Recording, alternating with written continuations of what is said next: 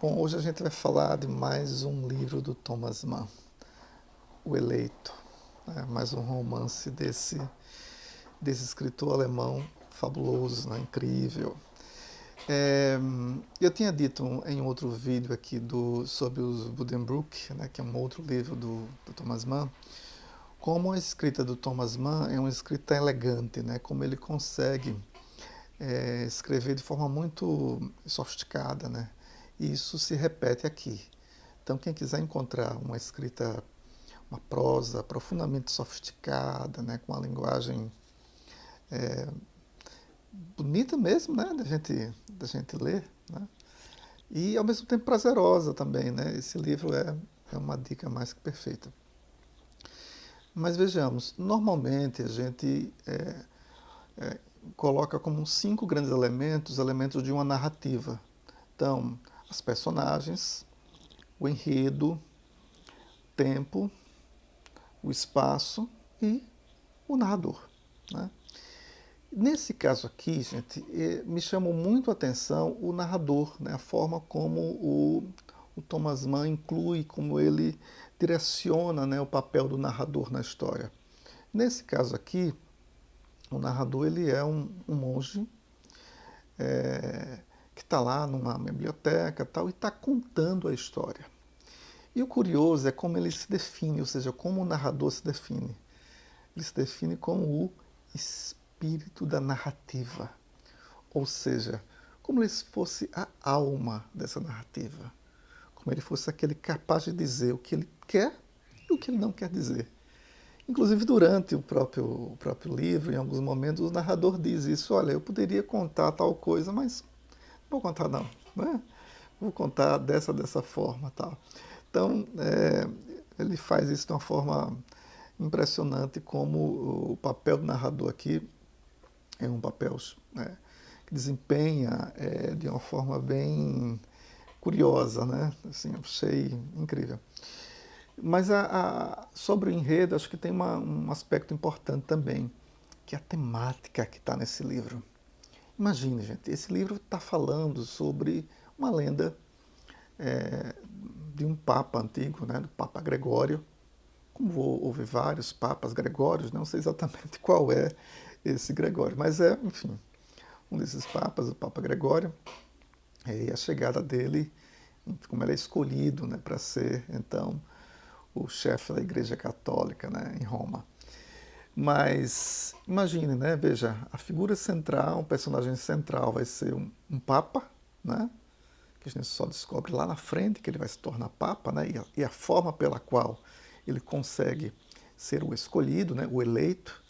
Eu não posso contar essa parte, senão vai ser spoiler, não vou contar não, né? Como ele consegue ser eleito, não.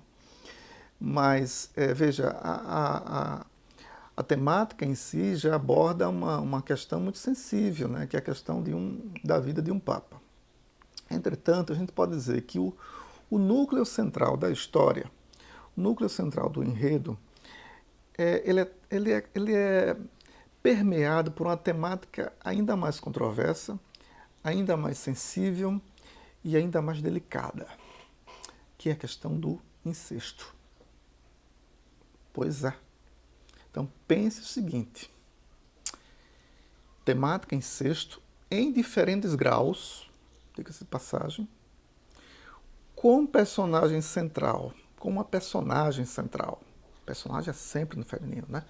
Com uma personagem central, que é o Papa, abordando uma temática tão delicada. Como fazer isso? E aí eu volto à história do narrador, né? O narrador da história, Clemente, né? Enfim, ele dá um tom elegante. Ele dá um tom, eu não diria de leveza necessariamente, mas ele dá um tom de deixar a narrativa tranquila, deixar a narrativa fluida. E talvez essa seja uma outra grande característica desse livro. Tem uma narrativa extremamente fluida, né? Você começa a ler, olha, não dá vontade de parar mais, né? A impressão é que você quer ler mais um pouquinho, mais um pouquinho, mais um pouquinho, mais um pouquinho, e não quer largar, e fica com ele na mão, enfim. de fato tem uma capacidade, né, o autor Thomas Mann de deixar a gente grudado na história com cada elemento que vem a seguir, né, com cada partezinha a seguir, que a gente não dá vontade de largar o livro, né? Bom, sobre a questão editorial, né? Esse livro ele é traduzido, deixa eu ver quem é que traduz, é Cláudia alguma coisa, gente, eu acho que eu esqueci aqui, deixa eu dar uma pescada. Cláudia Durbenbruch, é isso? Bom, devo ter equivocado aqui o nome, gente, perdoe, mas enfim. Obviamente que essa coleção, né, da Companhia das Letras, que traz os livros do Thomas Mann, é uma coleção extremamente caprichada, né, capa dura, folha de guarda, bonita tal. A disposição aqui, né, das fontes, a gente consegue fazer uma leitura tranquila. O espaçamento acho que está legal. Enfim, papel também amarelado, que também facilita a leitura, né?